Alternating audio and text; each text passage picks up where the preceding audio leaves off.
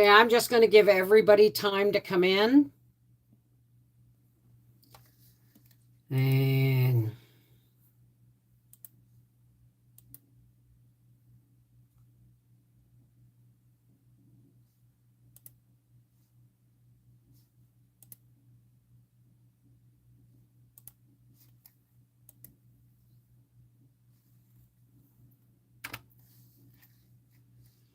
oh, wow, that was fast. Now, Stephanie, right? Yoshi or Stephanie? There's more than one Stephanie here tonight. And I'm going to go behind the fan. If I can find my fan. Ow, I got an itchy back. Oh, come on. Don't do this to me.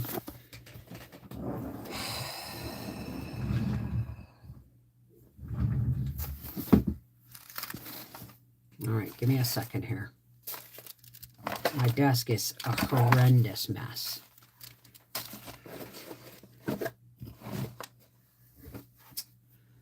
Well.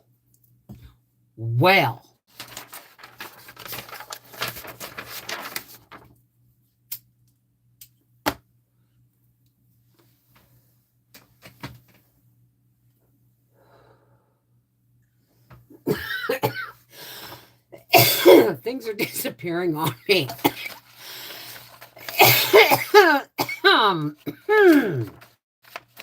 Things just keep disappearing on me.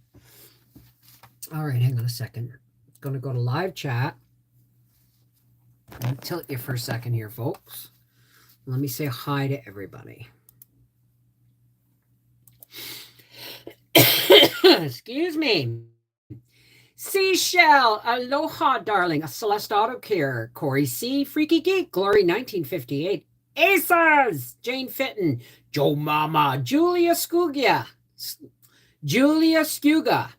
Laura Higgins, Leanne Bishop, Minnesota Farmer's Wife, Sage, Roberta Cook, hi, darling, Sandra Moore, Sandy Wilkinson, Simply Jessica, Old Farmer's Wife, Tigger Bouncin', and Chaos. And what else am I missing? And Yoshi. There we go. How's everybody doing? Make sure you're on live chat, not top chat. So I'm just going to pop this chat out so I can see it better. There we go. No. I don't want it like that. I just want it in the center of the page. No, I don't want it there. I want it in the center. Thank you. Looks like there were some technical difficulties. Hey! Prepping for Heaven. How's it going? Angie Mack, Aaron. Oh, right. Yeah, sorry about that. Abby Iggy. Hey. So I have been, hey, Corey, I have been going flat out for like 7 or 8 days straight. Just flat out. If you notice me, I'm rubbing my hands. I'm in a lot of pain today. And I can't seem to get warm. I got my window closed and the slippers on and my heater on. Hey, Carolyn, Louise, Dawn. Got some great news today, Bev. Really? Can you share here or are you going to email me? Please share, Joe Mama. Please. I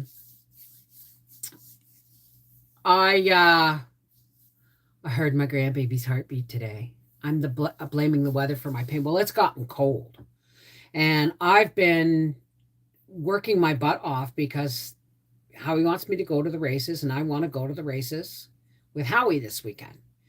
But it's like the worst time of year for me, right? So I was out harvesting zucchinis and tomatoes, and I was cleaning out freezers and the corn on the cob that I found in the bottom of my other little freezer. Happy Thursday, Missouri Belle. Yes, tomorrow afternoon. Hopefully the signal will be strong enough for me to do a Freaky Friday out there. It was 97 today, but yes, leaves are already turning. Yeah, the leaves are already turning here too, but I can't get warm. I can't get warm. Hey, Natalie, how are you, sweetheart? Scott's CAT scan came back today. 2 of the 3 tumors are gone, and the 3rd one shrunk. Bravo! That's brilliant news, Joe. Oh, that's awesome news. Oh my God. Now, will you do me a favor and get some rest? That's really awesome, Joe. Hey, Carrie Ramsey, Lisa Dodge. That is such praise God news. Seriously. Um, this time 6 months ago, you know, there wasn't a lot of hope, eh? But we've been praying, haven't we? We've been praying really hard. Hey, Skippy Jones, throwback. Um, that's the best news anybody can have, eh? I've been going flat out. I made wild apple jelly yesterday, and I had to rebatch it today. And there's nothing that pisses me off more than when I've got dehydrators and canners and flash freezing and everything going on, and I have to redo something. Nothing pisses me off more than that. Throwback Thursday, me either. Just the odd bit of pain that comes with aging sucks. Well, my son lost his best friend today to cancer. She was only 15. We were heartbroken. Oh, honey. Well, you know what? It's not her. Okay? It's not the 15-year-old girl that's gone that we're sad for, is it? We're sad for the hole it leaves in our lives. We're sad for ourselves. Right? She was obviously too good for this world. Obviously. Kathleen Plumley, hey. Hi, Denise. That is very heartbreaking. What do we do when there's a hole left in our lives? You know, you'll grieve when you love somebody and you lose them to death. Right? It's not, for me, there is no death. There's just a reoccurrence of energy. But when we personally lose somebody in our lives that we love very much, because they move on, they cross over, or they pass away, right? I think pass away is a good word, good phrase for it, because you're passing away. You're not leaving, you're not dying, you're moving on, right?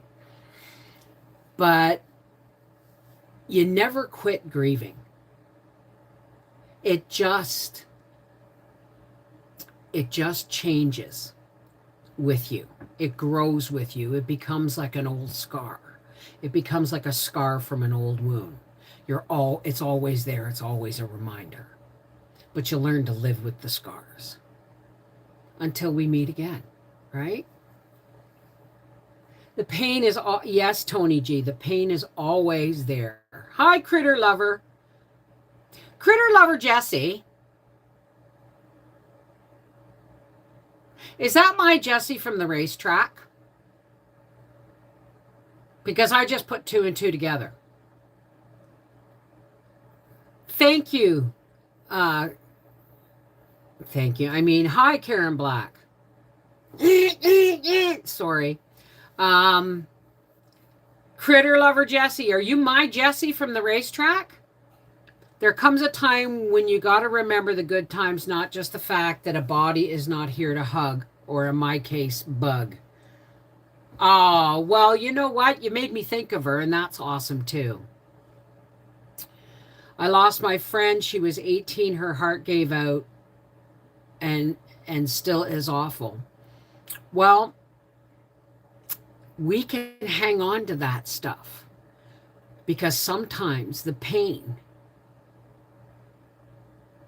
we hold on to pain because we're afraid if we let go of it, that it means we didn't love them enough, or that we no longer love them, or we are if we let go of our pain, we're being disloyal somehow. That's not true. They don't want us to be in pain. They don't want us. They're sitting, when they pop in from their busy cosmos hopping lives or cosmos hopping journey, right?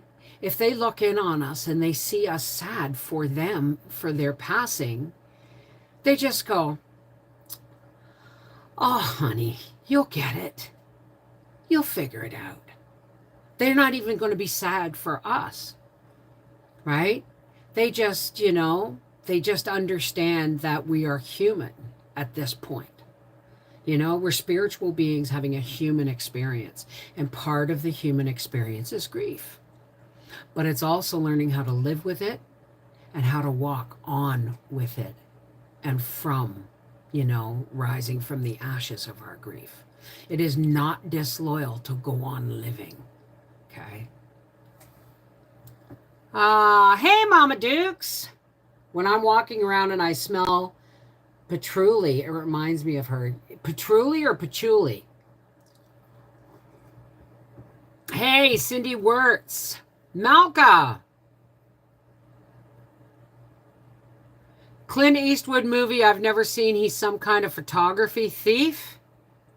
Are you thinking of the Bridges of Madison County, Malka? He was a thief, all right. Diane, hi. It's warm here, still 70. I've got the heater on in my office here because it's cold.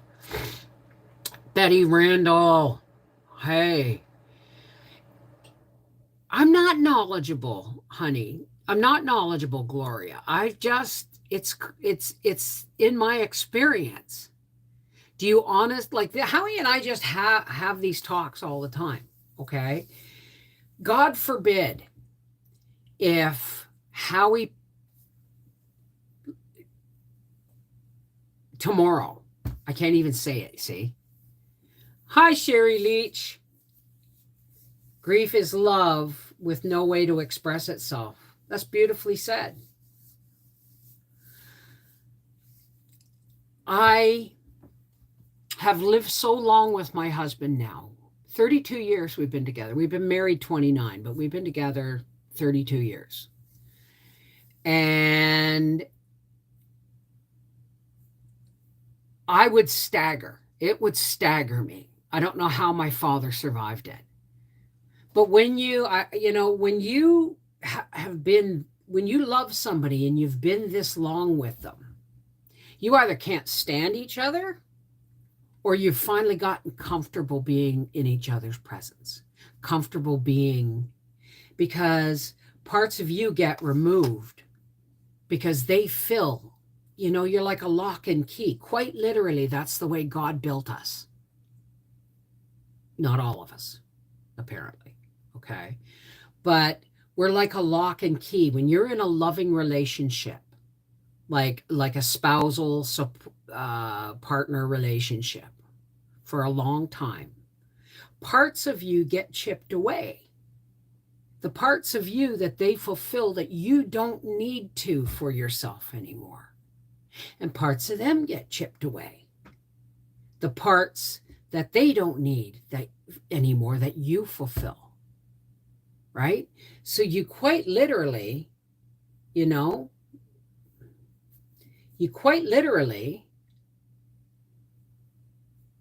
become a pair, you become one. There's the two there's the legs. You literally become one.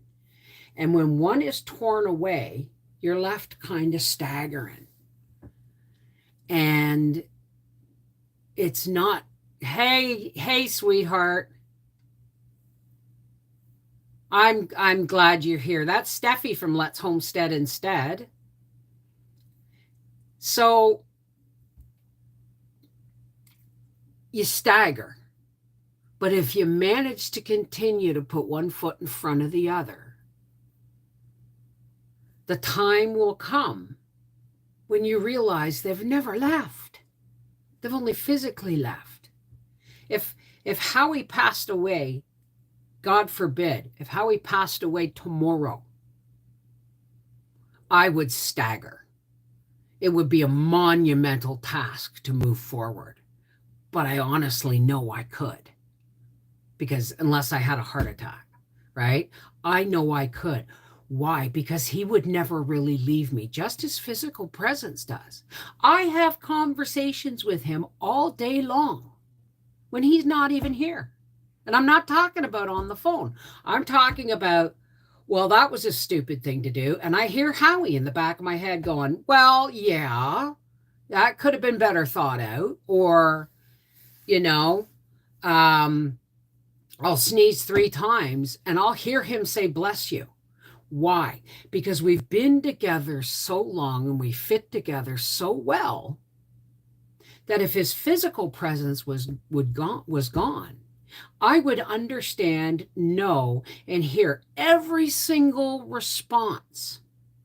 If I could talk to him and hear his response in my head, because that's just the way we're built now. We're wired that way. So physically tearing someone away from you, yeah. But if you manage to survive that, then you come to the realization that they never really leave you. They never really leave you. And anger and grief softens into sadness, but you start to smile again. You know, when my father died, I didn't think I was ever going to be able to breathe properly again. I would be lost without my husband. We married right out of high school. We were 17 and 18. I'm losing my husband through dementia. I'm more of a mother of a young teenager than a wife. We found out he also has vascular dementia along with dementia from the car accident. Oh my God, Mary, I'm so sorry. I'm so sorry. And see, that's the reverse, isn't it? Right? The person's physically still there. But yeah, I mean, they're in there somewhere. But the spirit, the consciousness leaves long before the body does. And that's no different than losing some. Where's that little fruit fly? It's that season, eh? So it's the same situation, only in reverse. The person's physically there, but you're losing them piece by piece, right? Hey, Angie's Pantry. We're here. We're here for you, Mary. That's why that's why I still insist on doing at least 2 public lives a week, because not everybody can be a patron, right? Not everybody can be a patron and get this, 3 days a week kind of, intimate, more talking stuff, right? Absolutely, we will lift you up in prayer. Thank you, Susie Q, for saying that. Well, that's one thing I have reassurance of is, unless anything happens to my YouTube channel, right? But how my kids, my grandson will always, God willing, I live to see my grandson be old enough to understand who I am, because I never had a grandmother. Never had a grandmother. And I wanted lots of kids and could only have 2, right? This may be my only grandchild. So I said to Mel today, I will be doing much spoiling, but they'll always have my YouTubes, They'll always be able to watch and see me. If and when I pass, folks, I'll still be here. I'll be on YouTube, but I'll still be here with you guys. I'll be off doing shit, yeah, but I'll be back. It's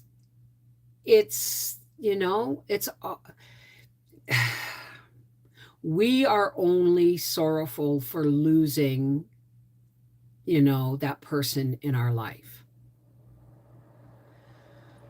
because it's our life that has now got a hole in it, not theirs. They couldn't care less. They're going on to more adventures and different things, But you know what? If you crave for him to talk to you, it's okay, right? Just talk to him when you're doing stuff. Hey, Howie, Do you remember that time? Even if they don't answer or don't ask questions, just say, you know what I did today? Or do you know who I heard from today? And just talk while you're doing stuff. Make sure to, always touch his face and grab his hand every once in a while. He's in there somewhere, right? It's just, you may be a total stranger to him soon, but he's not a stranger to you, right? He's just quiet now. That's all. I'm trying to catch up in 1.75 time. I had a slight interruption. Hey, Jane Doe Patriot. Hi from Arkansas.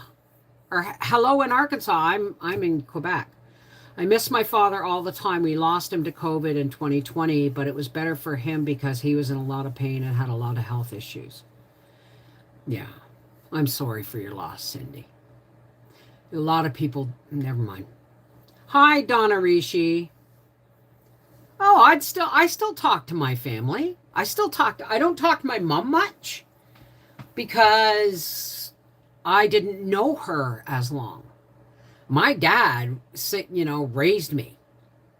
And my mom died when I was 9, and my dad raised me. So I can hear my father's responses. If I get distracted and I cut myself or whatever, and he said, well, that'll teach you for not paying attention. Tools, anything that can cut through wood can cut through flesh. Pay attention to what you're doing. I hear my dad in my head all the time.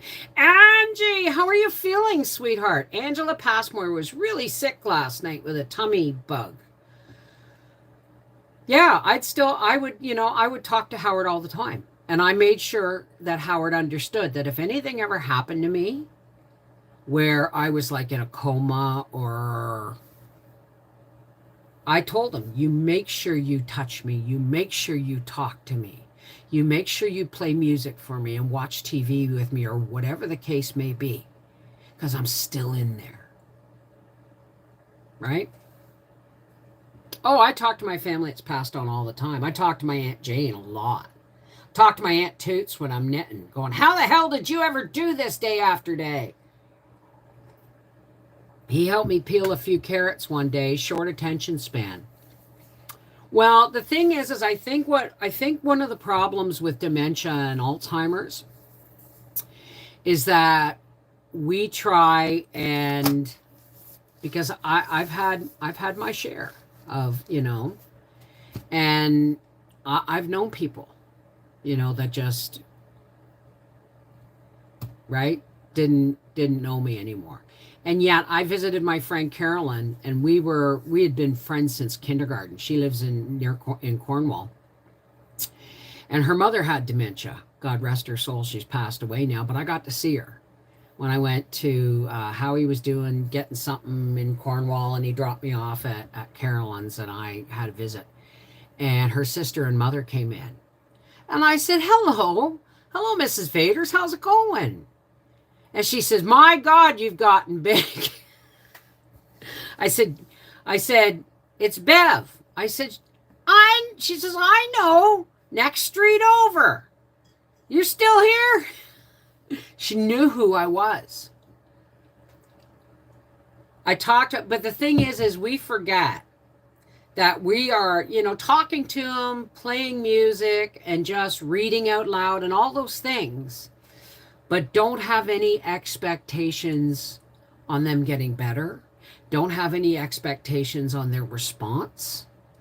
Don't try to make them better. It's not going to work. And you're only going to get sadder, more sad as the days go on. So rather kind of like, say for instance, if he's sitting in a chair and the TV's on or whatever, but I mean, put music on, talk to him while you're going through doing your housework, or read out loud, or you're reading the paper and read an article out to him or whatever. And if he does respond, then that's just an unexpected, wonderful bonus, isn't it? You know what I mean? I'm not saying don't love him. I'm just saying don't look for the man that was in there, that was there before. because he may pop in and out, but he's not coming back. You know what I mean? I really sound. Does that sound really really harsh? Hi Bev, hope you're all doing well. You're looking so good. Love getting together with you all. Hi Deborah Nightingale, my nurse. I just call you my nurse because of the nightingale. I took that nickname when I worked with numerous Angies. Angie Mac. Ah, there you go. Yeah, the long goodbye, Helen. The long goodbye. You know? Um, like I've heard people that have been jilted, their husbands left them after 30 years or whatever, and they're always angry. It would have been better if he'd been dead and then I could be done. Right? And it's like, wow, you know? Um, but there's every time we drag something along from the past that we have no control over, it's like an anchor in the sand and it gets exhausting pulling that shit. So we really have to let stuff go. My whole life is a lesson in letting go, right? I mean, I've got family members that would just, you ask Angie, there's people in my family. Hi, Jane Burke. I lost my mom last year from dementia. So sad. But that's what I mean. That she's not sad, right? That she's finally out of that tortured, just non-functioning body and brain. Just because the brain goes doesn't mean the spirit. I mean, when the spirit still moves on and it bursts from the body, like, holy fuck, what a break, I'm out of there, right? They don't have any thought about what they're leaving behind or where they're going. There is no thought. There is only freedom and joy, right? They don't look back on us and get upset that we're sad or whatever. They just figure they'll figure it out when they get here, right? So, yes, it's sad. It's really sad to lose somebody in the long goodbye and the short goodbye, illness, sudden heart attacks, accidents, whatever the case may be. But the truth is, they don't grieve. They don't grieve. They go on to bigger and better, not bigger and better, but they go on to a whole other stage of journey, right? What we feel is being left behind. You get me? You made me think of Beetlejuice breaking out when you did that. That's a whole other kind of crazy, and I'm sorry for the F-bomb, folks. Hey, Matthew, you have a wonderful way of thinking about grief, Bev. My mom passed away in June, and I start crying every time I talk out loud to her. Tears are like rain. Rain washes away dirt. Tears wash away pain. You let those tears flow. It's natural, darling. There is a process to it. And this is coming from a woman who went to her first funeral at 7, and then another at 8, and then my own mother's at 9. My only grandfather, then my mom's little sister, my Aunt Diana lived 3 doors down, 4 doors down, and then my own mother. I almost lost my dad when I was 11. He dropped dead of a heart attack, right? So tears are cleansing. Hi, Alice Silva. How's it going, sweetheart? And I am sorry for your loss, but, like Cindy said, I'm sorry for your loss.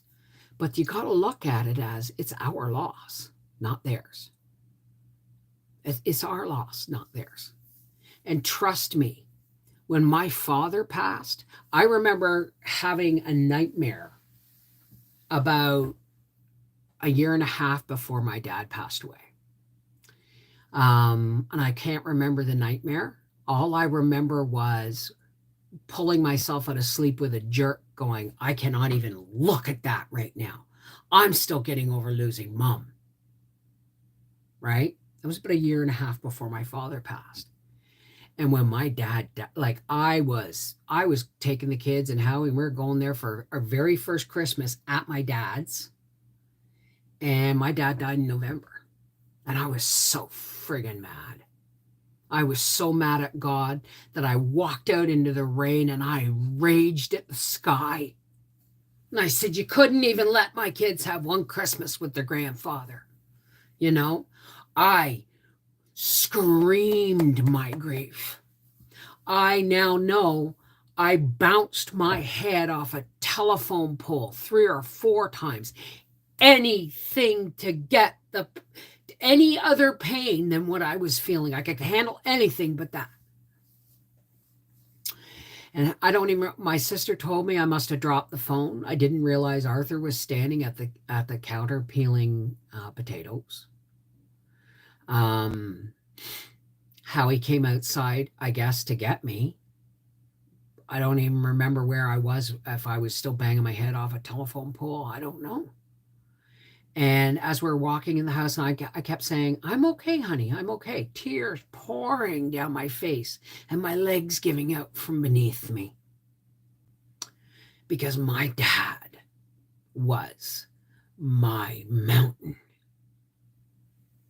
Hey, Rosie Slade.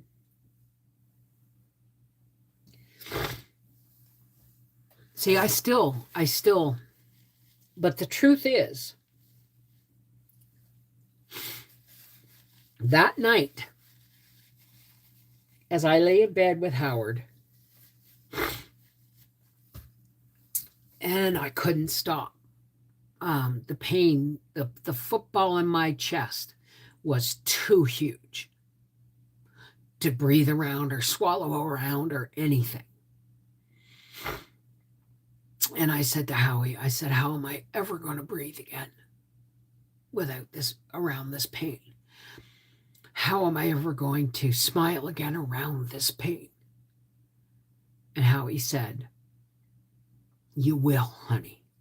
You will. Thank God we were sober, man. Thank God we were sober. We were 3 years sober. And I'm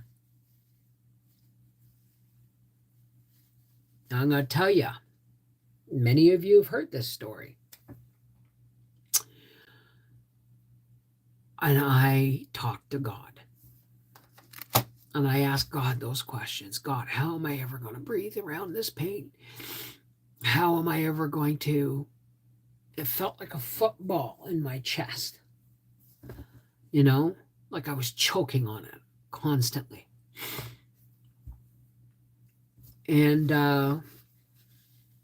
Howie must have heard me because he said, try and get some sleep now. Which I'm an insomniac, so good luck. But I started to doze off. You know that moment between sleep and wakefulness? And this was like at 10 o'clock at night, and my father had passed away around 8 or 9 in the morning, 8 or 9 in the morning. And I was just dozing off, and I was bang in my father's room. Now, in the vision, he was facing me so that I could see him, but in reality, he was facing the wall when he passed away. But I saw him. I'm standing in the corner of his bedroom. And I'm looking at him going, oh, well, he looks like he's just sleeping. And his breathing slowed. And then slowed. And then it finally stopped. And I went, oh, well, that's not so bad. And then his body sunk into the bed like a half an inch. I remember going, it was almost like total relaxation or something, because his body sunk into the bed a little bit. And I went, oh, well, now that I never knew that happened. And then I'll picture the outline of a person's body on their side, blankets up to about here, right? And about a half an inch above the outline of the blankets, it was like, has anybody ever had a migraine where you get little lightning bolt crackles or things around the sides of your vision? It was like that, only it was right like at his hip, between his hip and his shoulder. And that little crackle, the air cracked, and a shoot of light came out. It was like a searchlight. And then all of a sudden, it was like a chick emerging from the shell. Maybe that's why that's always fascinated me. But the crack ran like this, like that. There was no noise, but beams of light came out. And then all of a sudden, it was like, pooh! And there was this golf ball size of light. Now, it was this brilliant white light, little wispy things coming off it. It had no form except a ball of light, but it had energy like you wouldn't believe. You could feel it go, wow, I'm free. Woohoo! And it did one whip and curl around the room and it went through the wall. And I went, wow, that's cool. And I hit Howie. I said, Howie. And he goes, what? I said, Dad's free. And he goes, yeah, honey. I said, no. You got to hear this so that I know this happened.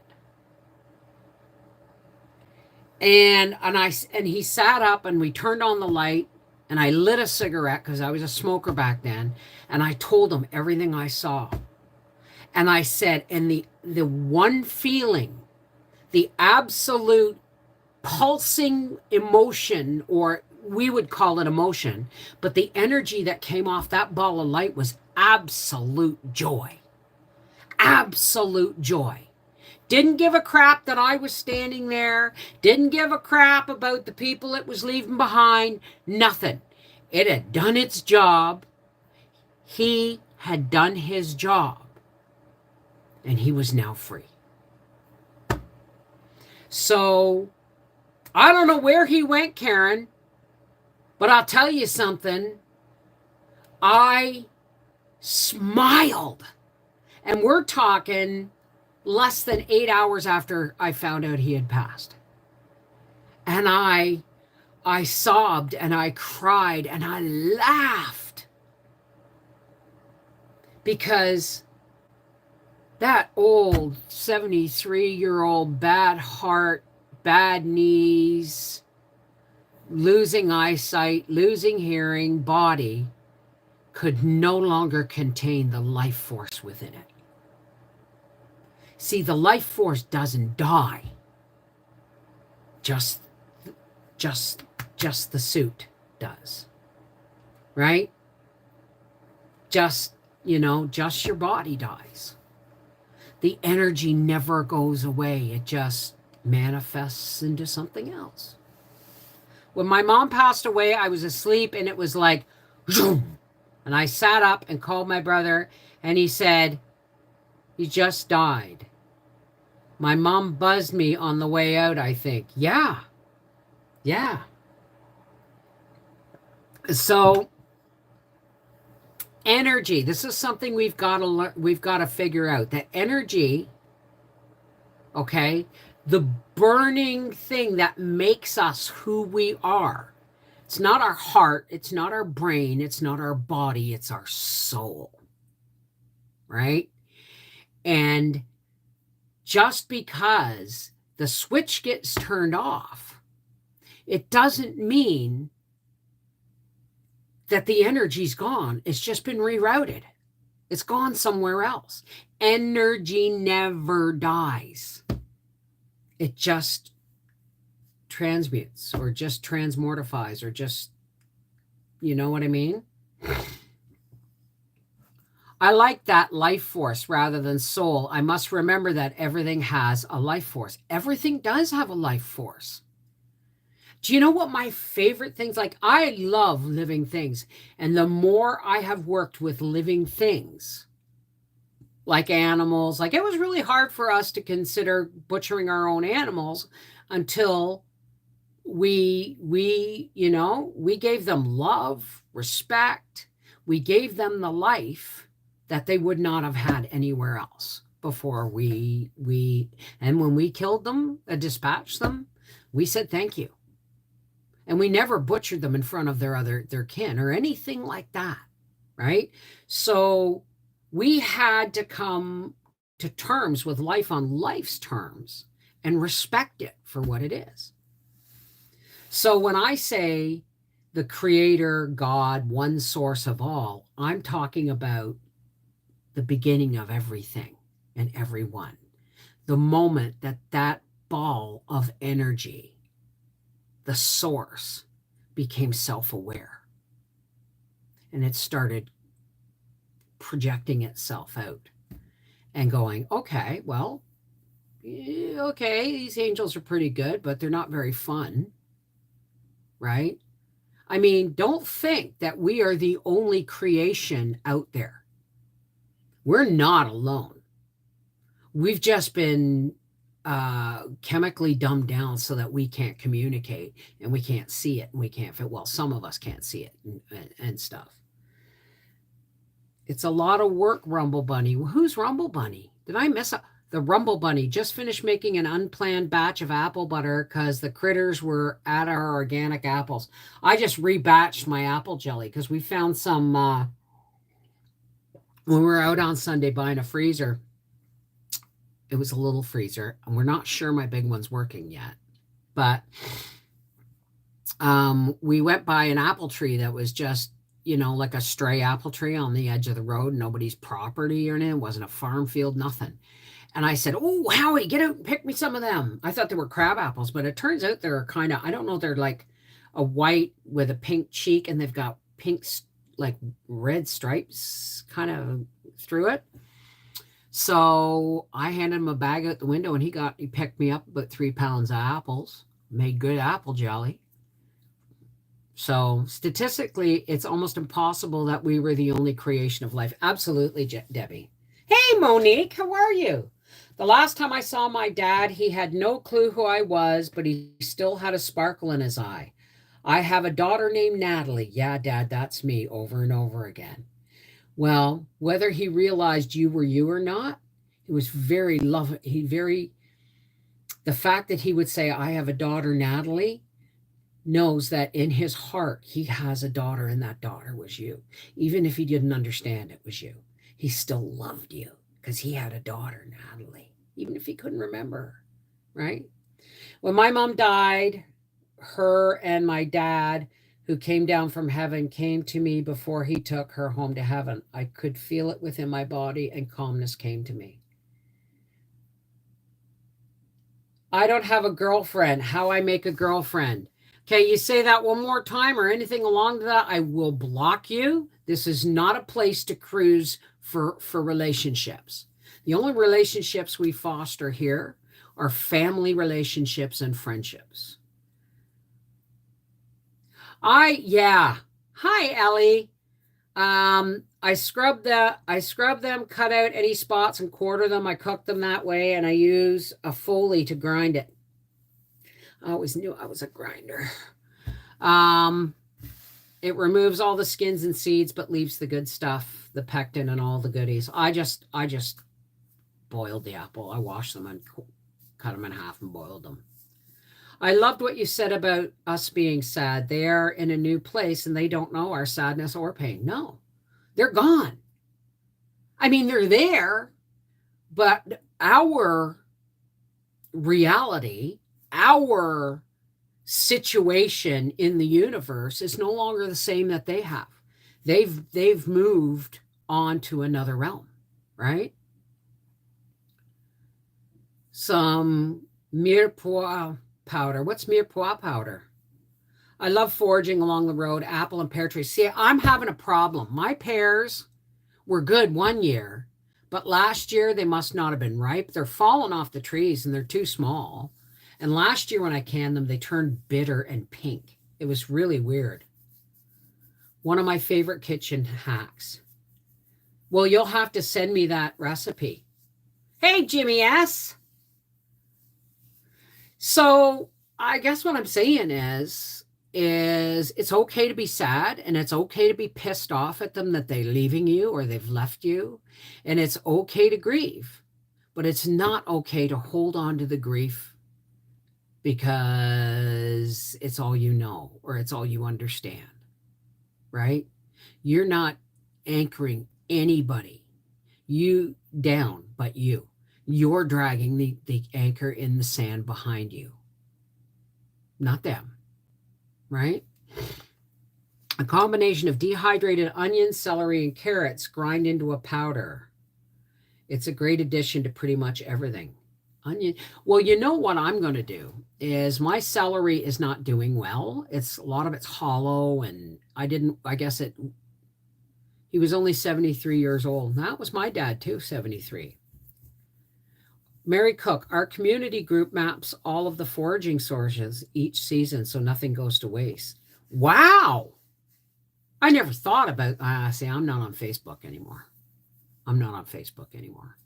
And it's really hard because as much as I have, hate how they lead people, hate how they feed the agenda of propaganda, all of that stuff, I still miss my Facebook friends, right?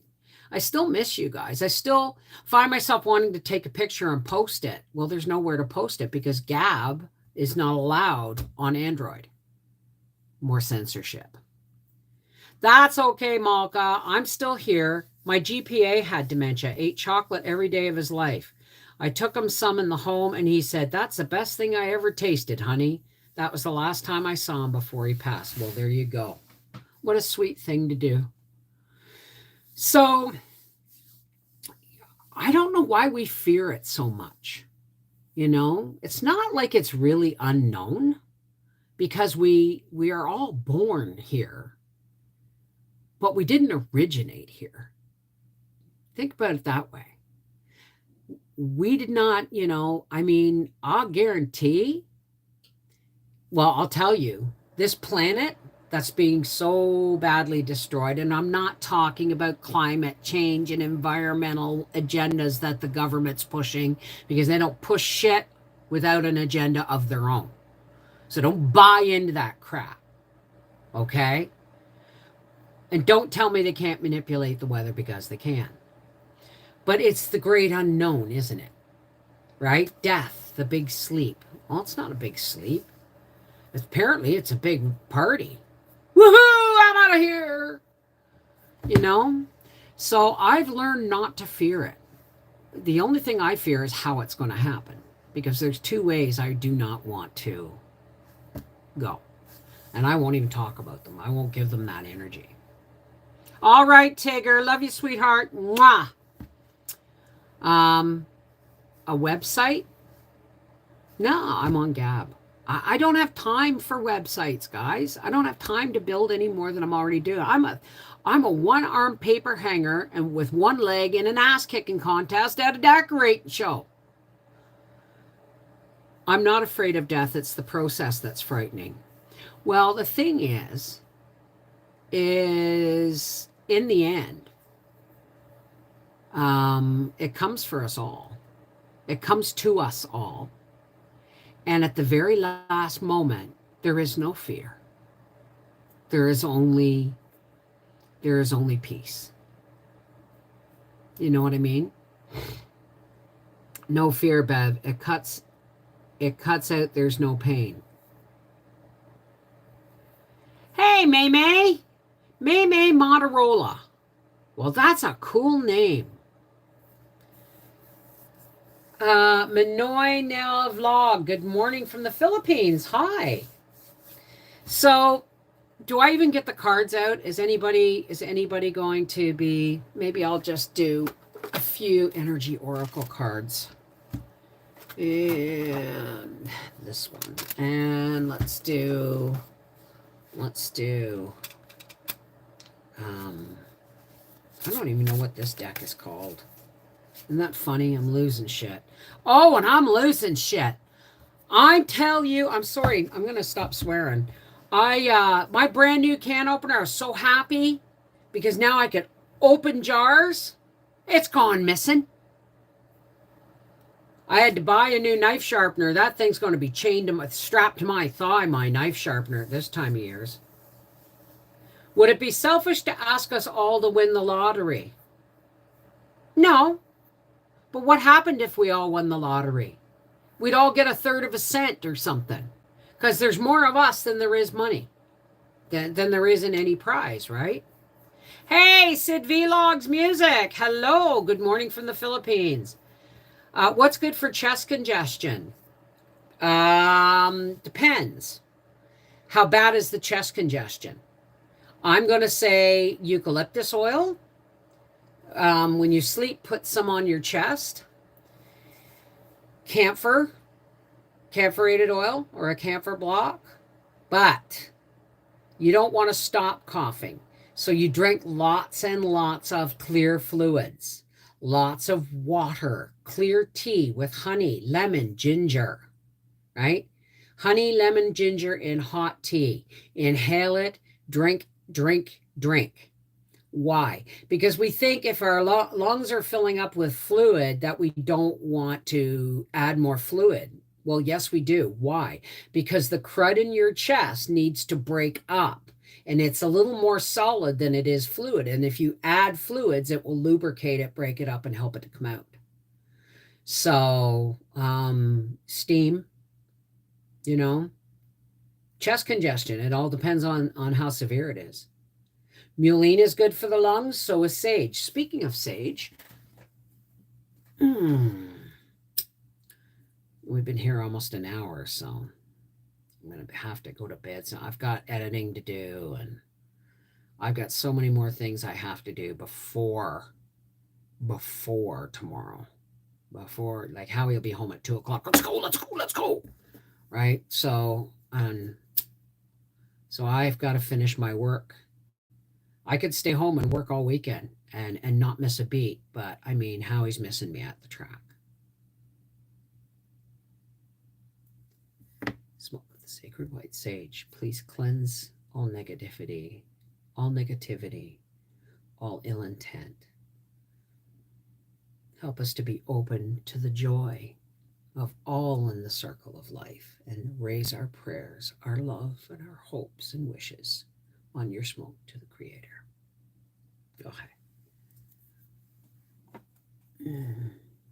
And cleanse my cards. There we go. Yeah, lavender oil, not in my house. Manwar, Pakistani.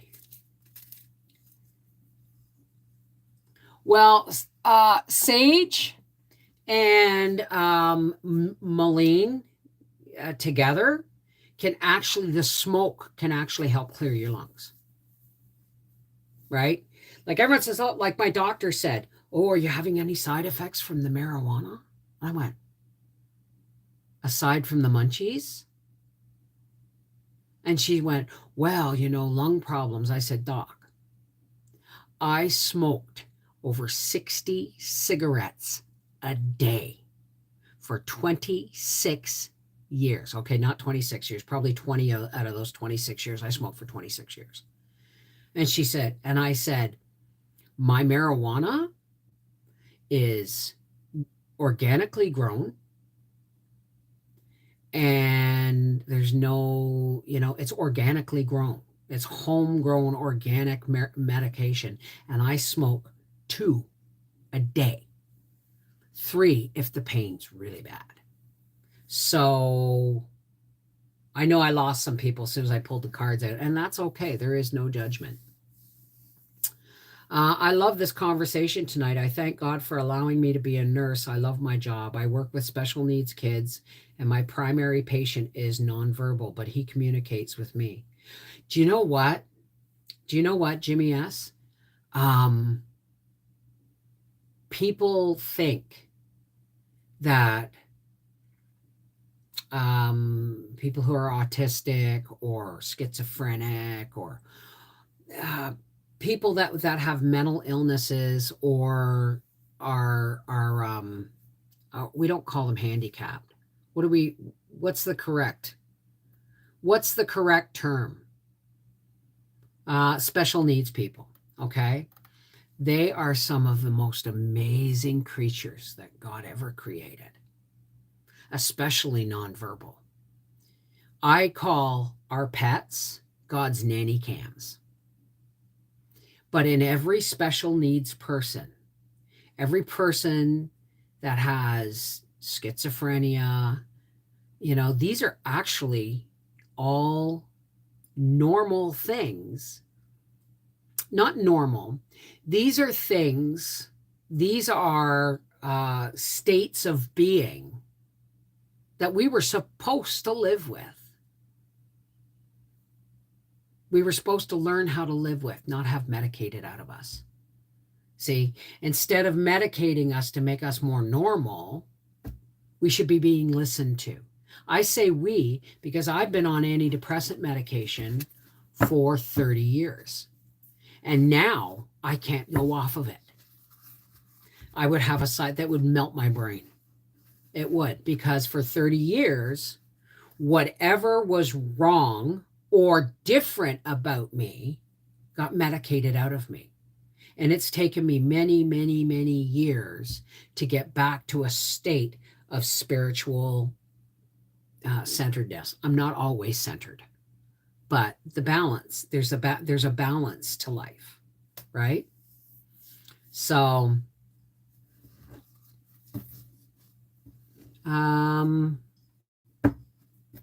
differently. Yeah. Like just because, I had an aunt who would one day, God, I miss you, Aunt Diane. She was, I believe, paranoid schizophrenic. As a matter of fact, not one of the women in my mother's family that I'm aware of, not one of them, except maybe my Aunt Jane, not one of them didn't suffer from some mental or emotional injury. And I call them injuries, right? But she'd come down some days wrapped in a bed sheet. I'm the avenging angel. And guess what? She probably bloody was, right? How do we know that multiple personalities, it's trauma and we've been fractured into different things to deal with this? How do we know multiple personality disorder is a disorder at all? Maybe we're just tough enough to have more than one person living inside us. I got at least two. My sister was mentally retarded from an accident at birth. She was such a sweetheart, but she could also be a little twit when she wanted to be. I loved her to pieces, and I still miss her. Arthur's father had a baby sister, Margaret Rose, and she got a really high fever one night, and they took her to the hospital, and the hospital said, nothing wrong with her. And I guess they wrapped her up and took her home, but her temperature got so high it burnt her brain. And so she was never the same afterwards. But, I never got to meet her. But I've seen little video clips and pictures and stuff. And she was probably the reason her mother survived, her husband's death, right? My son probably is on the spectrum. We're all on the spectrum. And there's nothing wrong with being on the spectrum. Think about it. Rainbow. And I'm not talking about, gay pride or anything like that. Spectrum means varying degrees. Varying degrees, I think of spectrum as color. Varying degrees of color. Varying degrees of colors of chakra. Varying degrees of energy levels. If you're on the spectrum, right? I'm so proud of my son. I'm so proud of my son. He's non-medicated, lives life on his own terms, and he's not an addict, and he's not a drunk, and he's not a cigarette smoker. All of those things people use at some point in their life, or most people with emotional difficulties or social anxieties use drugs and alcohol and things to make them feel more comfortable in normal people's presence. Whoever came up with the word fucking normal? Like, please feel blessed being able to work with them. Yeah, I bet. We're all not perfect, but God loves. Of course we're not perfect. God loves us because of our imperfections. There is only one perfect, and that's the source where we all come from. Where we all come from. And this planet in particular, one of the reasons why it is getting destroyed by evil and darkness is because we have carried, this planet was seeded with all of the DNA from all the other planets. We carry all the seed DNA for every creature, every plant, everywhere. It's all in the genetic makeup on this planet, and it's being destroyed. Because if we ever became self-aware and got in touch with the planet again, because people seem to forget the planet is a living organism. Sue Nickelodeon, protect women's rights.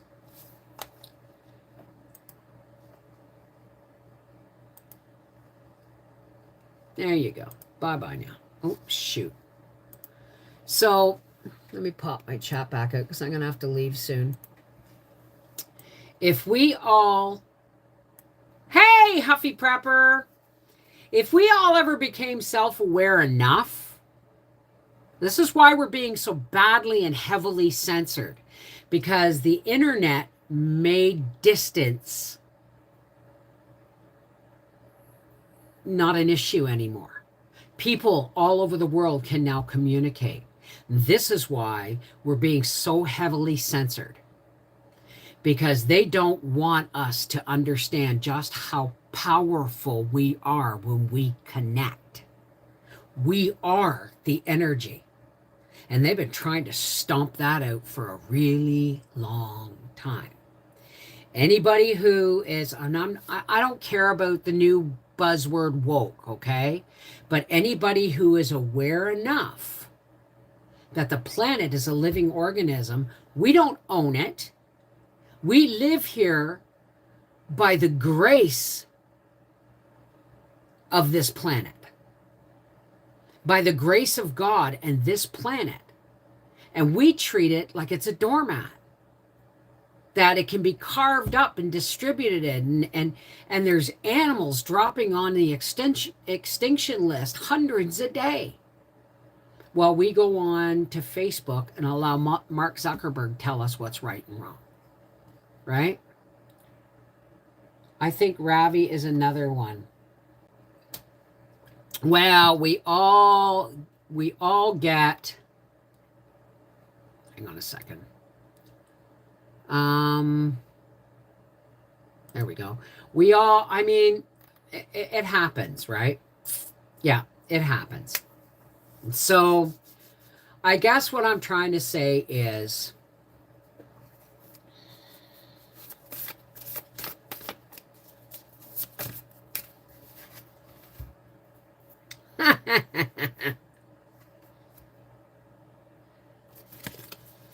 perspective. None of this matters. Zoom out, common ground. Look how tiny we are. Look how tiny we are. It's all perspective. They keep us so busy going to school, going to work, buying from the man, paying taxes, having this, having that. They've got us so tuned into loving things and not loving us and each other. Loving things instead of loving community. Loving money instead of self-sufficiency, right? They've got us so focused and so going in this whole pandemic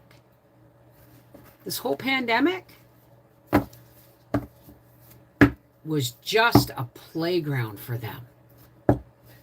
Don't think it wasn't planned, okay? And a lot of people died through mismanagement, medical mismanagement, because hospitals were profiting off of the word COVID. They got paid. Every time they claimed somebody died of COVID, they got paid. Every time they tested somebody positive, it didn't matter whether the test worked or not. And they used remdesivir or whatever the hell it's caused, and ventilators and stuff. None of that shit. That shit killed people. So, you know, it's they've had us thrown into a tizzy, and then came the monkey pox. Now there's tomato pox, and the thing is nobody's buying what the snake oil government salesmen are selling anymore. Yeah, we know prices are going up. We know gas is going up. We know they're taking more and more of our freedoms every day. But the truth is, we let that happen. We're allowing that to happen. And we have to say no more. I'm not doing this anymore. Right? I'm not doing this anymore. They'll never put a mask on me again. Unless, of course, I'm in the hospital and they're putting a gas mask on me. But I'm going to avoid hospitals. Right? The elderly, even up to last year, sending an elderly person like, with say a urinary tract infection who's not really responsive into a hospital was not a good thing to do. 6 months ago. Why? Because they looked at them as on their way out, so they didn't do anything to help save them. They just made them comfortable and pumped them full of drugs. Wouldn't even put, So, do you watch Suspicious Observers on YouTube? I'd love to hear your opinion. No, I don't have time to watch stuff, guys. The best I can make is like 2 Supernaturals in a night or a movie once a week with Howie. If everybody would stop paying the overcharged things, prices would drop, I'm sure. That's right. But the truth is, yeah, I know, Angela. I know. But the truth is, I wasn't going to come right out and say it, Angie. But the truth is we've given over so much control of our lives for the sake of peace and safety that we've forgotten that even if the bars are gold, it's still a cage. And the world governments, this globalization is not healthy. I heard Trudeau talk about, this excessive populism and excessive nationalism. It's like, what's wrong with that? What's wrong with wanting the politicians to do their job and serve the people? What's wrong with wanting our country? What's wrong with wanting our country to support our country? Why the hell, they're banning oil tankers off the West Coast. Not the East Coast, just the West Coast. Why? Why? Anything to disrupt the vein of our lives. Right? Don't fall for it, man. They're all snake oil salesmen. And this globalization, they sell off all our precious resources to the highest bidder and then bring in cheap shit from other countries to give us. We live in one of the richest continents in the world, Canada and the US, full of natural resources. And they're selling it off as if they have a right to. Who gave them that right? Not me.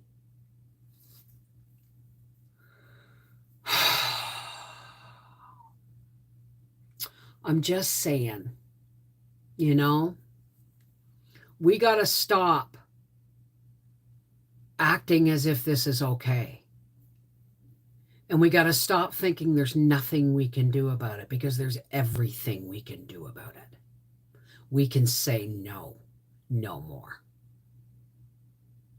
We can say, you're not doing this. Do you know that I'm probably going to get dinged for this? So I'll probably lose monetization on this video, but at this point, I don't care.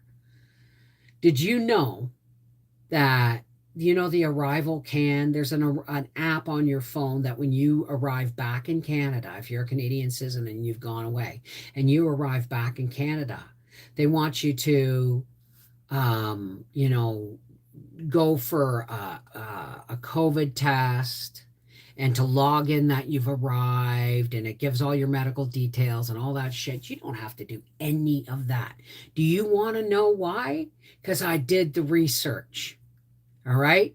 Once you're on Canadian soil and you have a valid passport, they can't make you do shit. And they can fine you for not quarantining if they want, but those fines will get thrown out. Just like my ticket for beeping my horn in Quebec at flag waivers. I got a ticket for excessive use of my horn in a public area. I sent that ticket in and said, no, I'm not paying this ticket. This is a farce. Right? We have to learn to say, I'm not buying your shit anymore. Right? Yeah, absolutely. You can, all you need, if you are a Canadian citizen and you've arrived home, if they say, well, log in with your ArriveCan or line up for this or that, or line up for testing or to get your quarantine instructions, you say, no, I'm in Canada now. Thank you very much. I'm going home. Well, we're going to give you a ticket and a fine for up to $5,000 or $1,500, whatever it is. Okay, give me the ticket. First garbage can you find. Right? Because it's illegal. I am a Canadian citizen.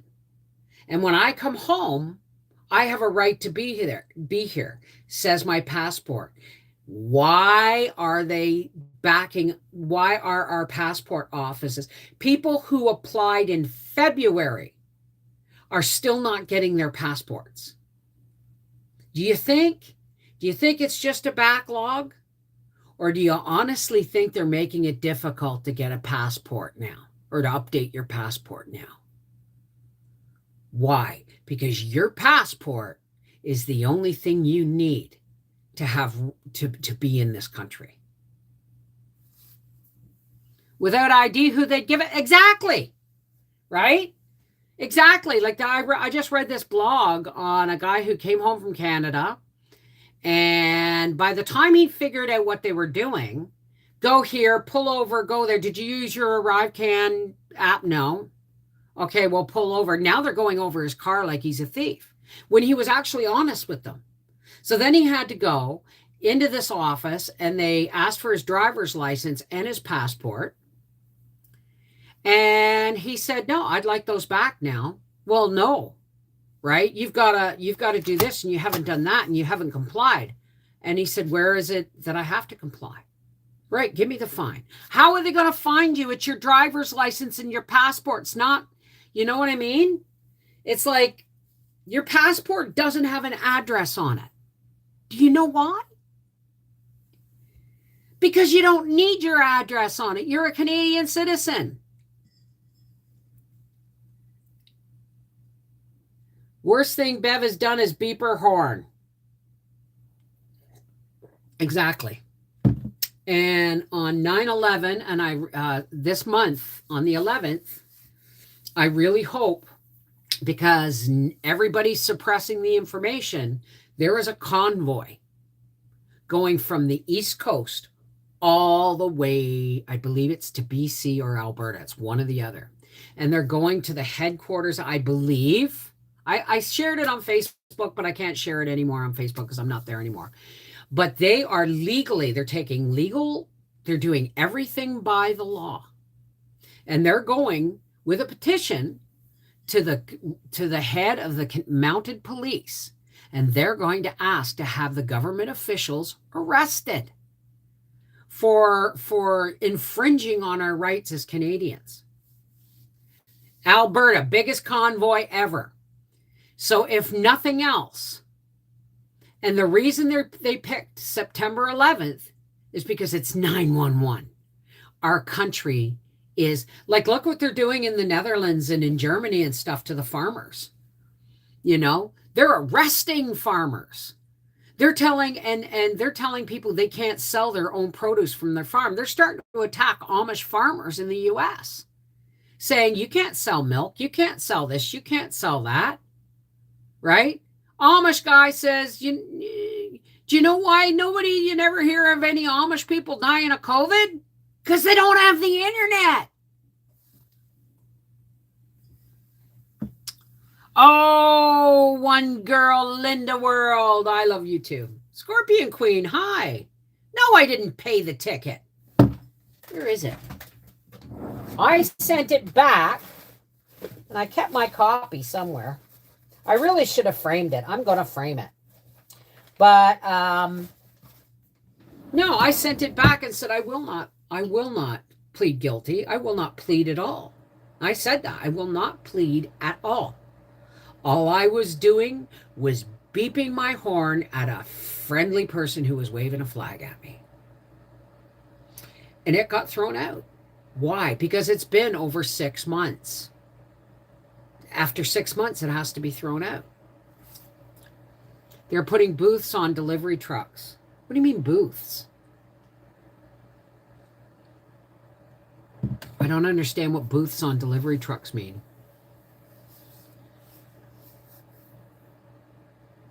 Oh crap, I has the internet. Does that mean I'm at risk now?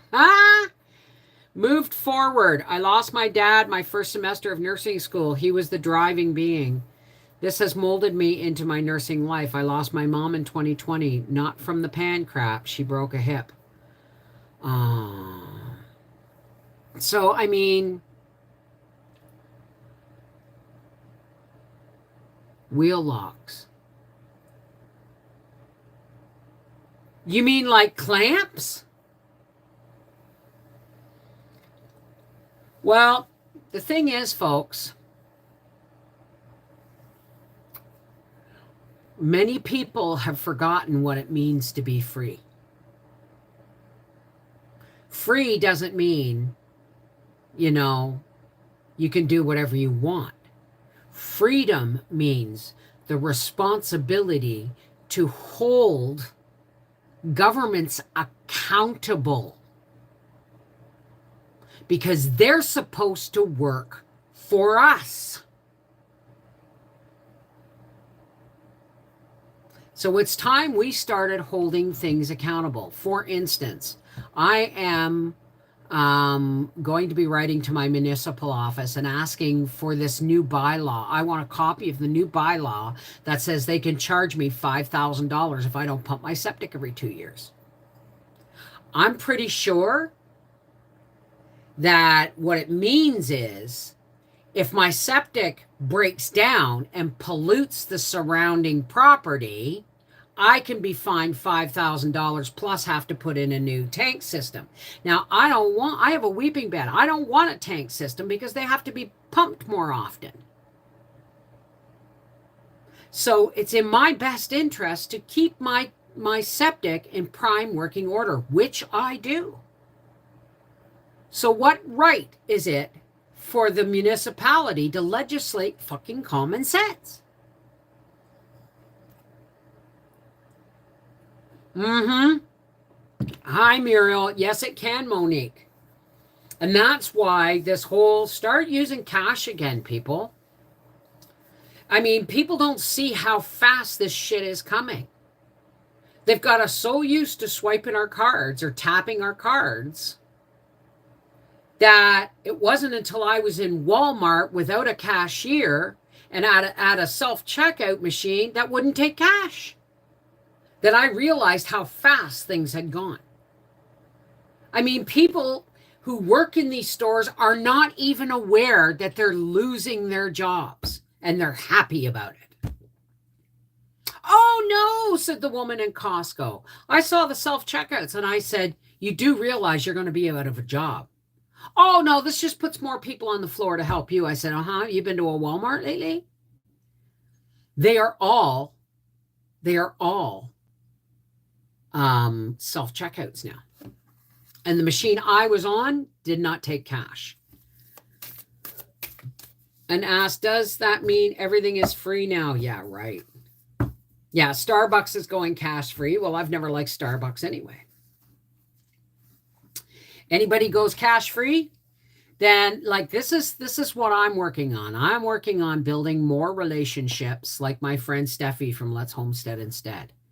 You know, I'm going to start bartering because this is bullshit, right?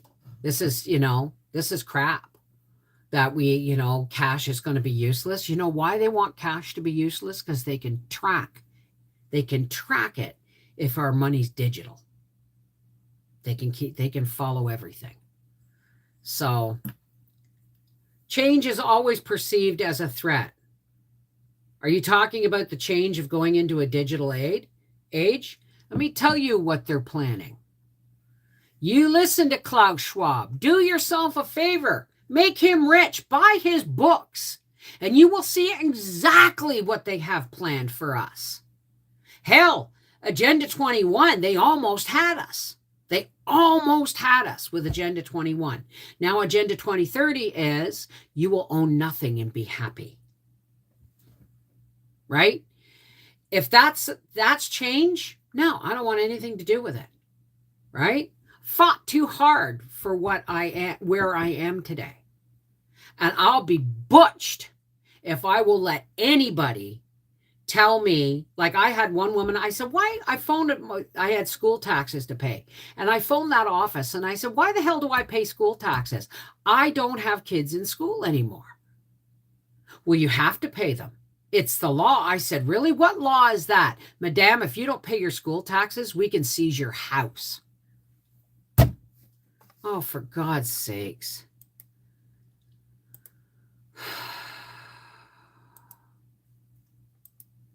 Good Lord. All right. This is what happens when we start talking real on the internet, right?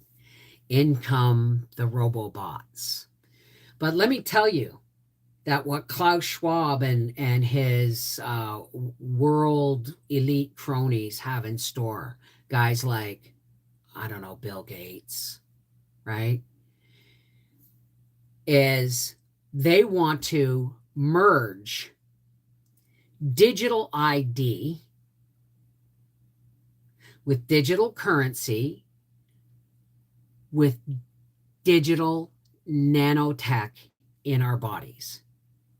You will never be able to hide anywhere again. Not that you can, but I'm saying you let that shit go in your body and you are a slave for the rest of your life. We got to stop thinking like slaves. We got to stop thinking that the government's going to look after us because they're destroying us. They're destroying the world. You just look around and don't do it on the internet. Don't do it on the news. Look on the internet, but go to places like Rumble. Go to places like BitChute. Yeah, you're going to get a lot of crazy stuff. But the longer you listen, the less crazy it seems and the more real. When the blinders come off, when you take the red pill, there's no going back and taking the blue one, right? When you are aware of just how horrifically close we have come to being cattle, then you'll get it, right?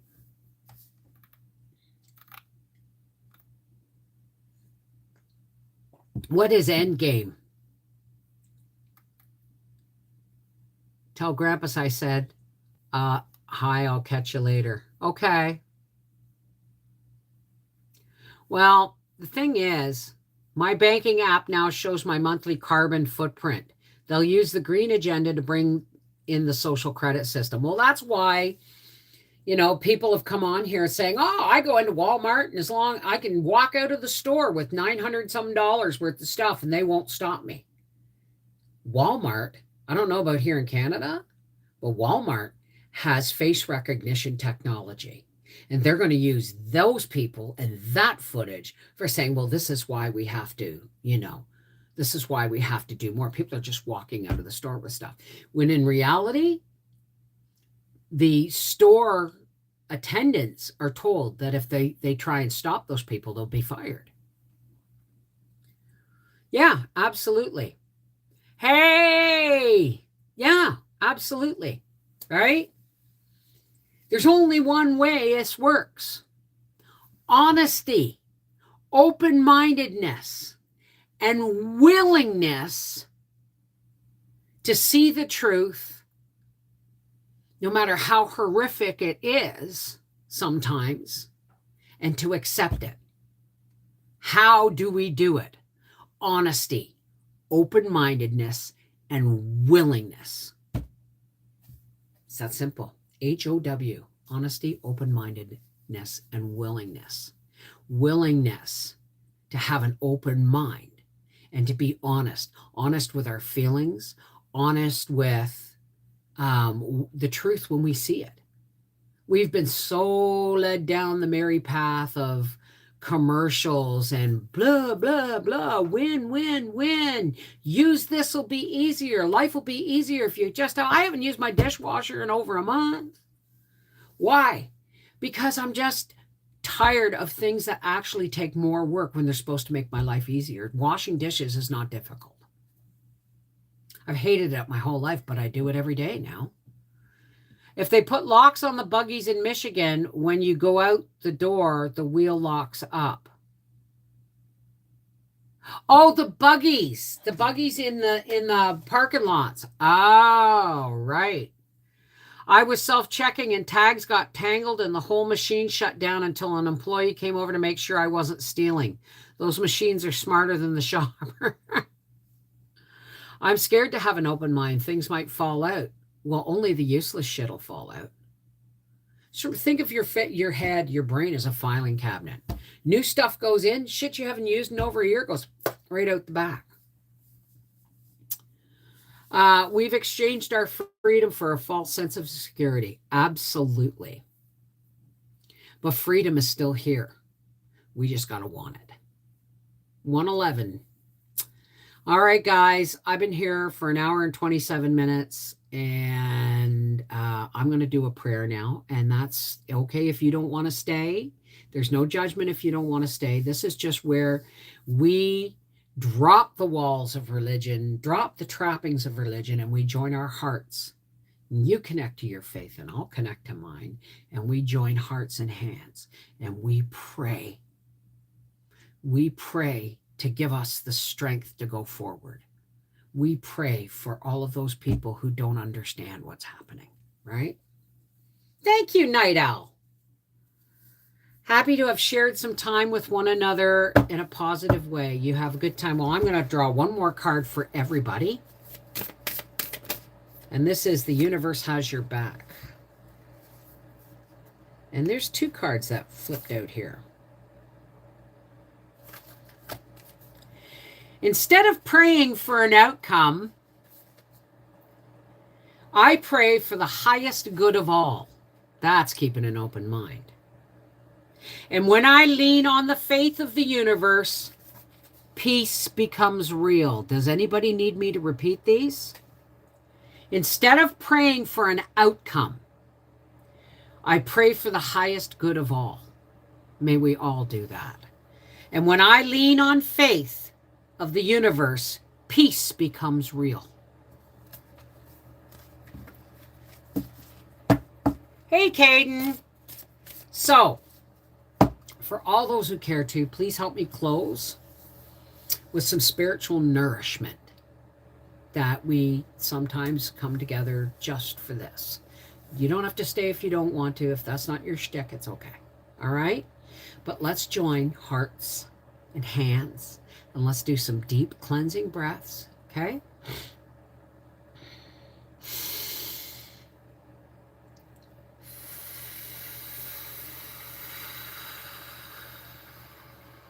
Inhale the positive. Exhale the negative.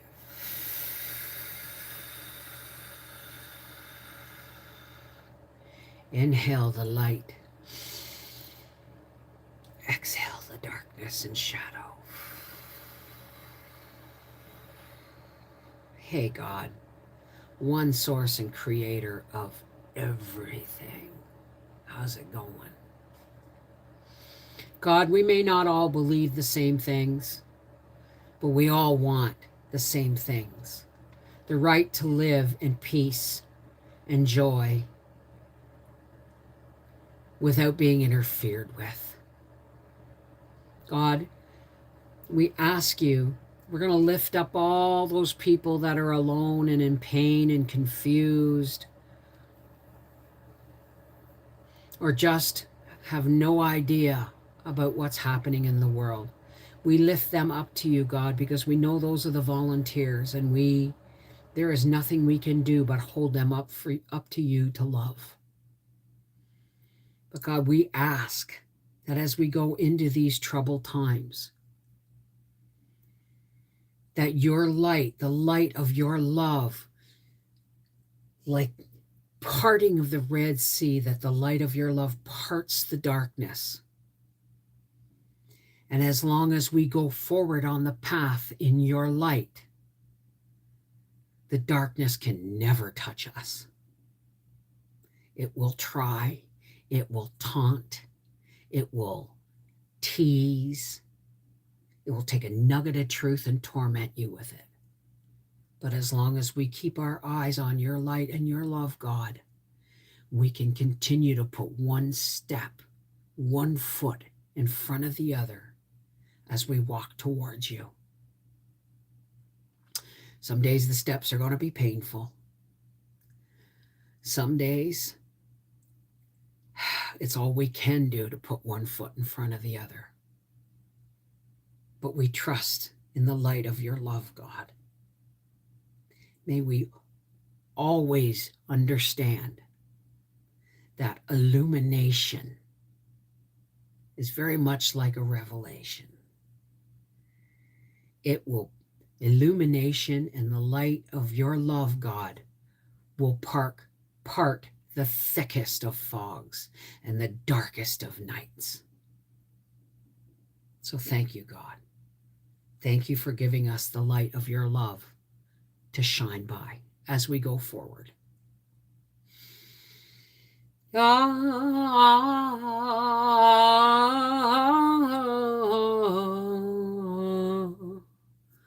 Amen. Miigwech. Shalom. Namaste. Peace be with you. Merry meet. Blessed be. Merry part. Walk in the shining light of God's love. Whatever language you use to talk to your faith, the source of your faith, know that God is all good all the time. God is love. God is not judgment. God is not censure. God is not punishable or punishing. God just waits for us to reach out. Okay? He may not make everything all better, but he will help us to walk forward another day. And that's what I hope for everybody. So take care. God bless. And I'll see you Sunday afternoon, probably from the races or maybe Sunday night. But I'll see you guys on Sunday. All right. Take care. God bless. And remember, patrons, Freaky Friday tomorrow night from the racetrack. I love you guys. Take care. God bless.